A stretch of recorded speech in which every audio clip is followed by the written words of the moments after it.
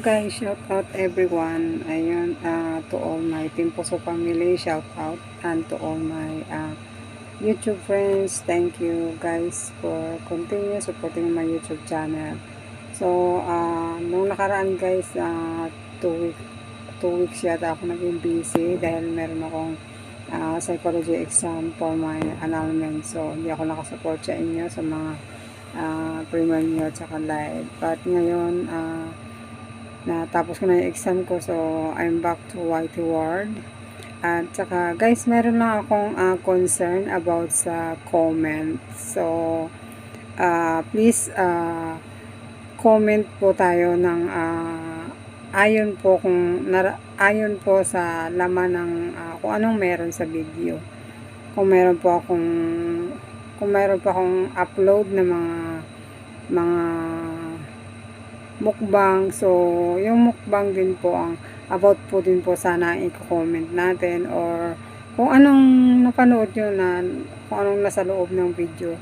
So just comment tayo na comment properly, and please no emoji, kasi guys, kahit anong emoji, walang heart, walang like sign sa comment section ng video na pinanood niyo. Hindi lang po sa akin, ganun din po sana sa mga ibang mga YouTube channel na pinapanood niyo.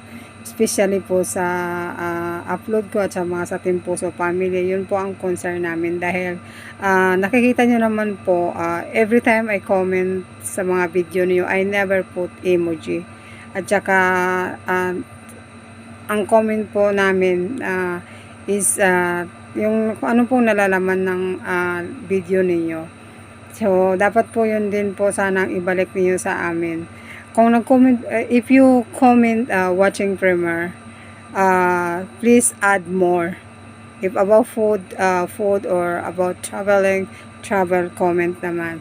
So at least 5 to 8 words ang i-comment natin, and yung tumpa kung anong laman ng video. Wag lang po yung watching live premiere. So nanood ka ng live watching premiere, but you didn't comment about kung anong nandun sa loob ng video. At saka bawal po talaga nung mayroong emoji, because nai-spam po yan. Sayang lang po yung mga comment natin. Okay po? And then ayun, yung iba naman, I'm not happy if you comment emoji in my upload.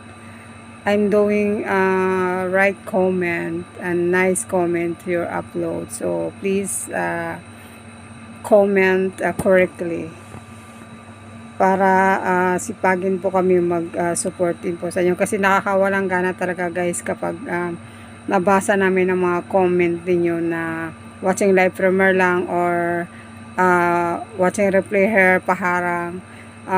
Parang nakakatamad balikan kahit nag-support po kayo sa upload ko or sa aking mga members sa Team Puso. Nakikita nyo na lahat kami sa Team Puso is we comment correctly talaga. So sana ganon din po kayo, para masipagin din po kami to support you back guys. Support each others, and let's grow together.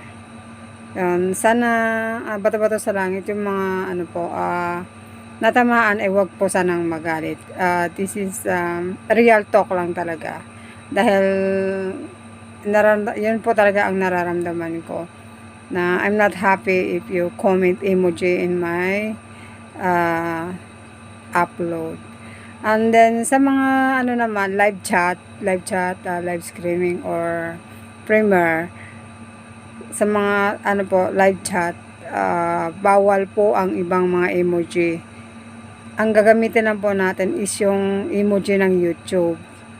Pag meron mga like sign sa live chat, bawal po yon, or mga ibang mga emoji. Basta yung YouTube emoji lang po gagamitin natin sa live chat. Pag sa comment naman, after nyo manood ng video na upload, pag nag-reply kayo after premiere, comment lang please. No emoji. Any emoji, wala po, wala. Thank you for understanding guys. And yun, maraming salamat sa pangunawa ninyo, and thank you sa continue supporting my YouTube channels and all my team po, so family members. Thank you. Dahil ganun din po kami. We are very supportive talaga. As long as we are not busy. Kahit busy man po kami, we are there to, kahit nakatambay kami. Pag nagtambay kami, tambay talaga yan from start until end.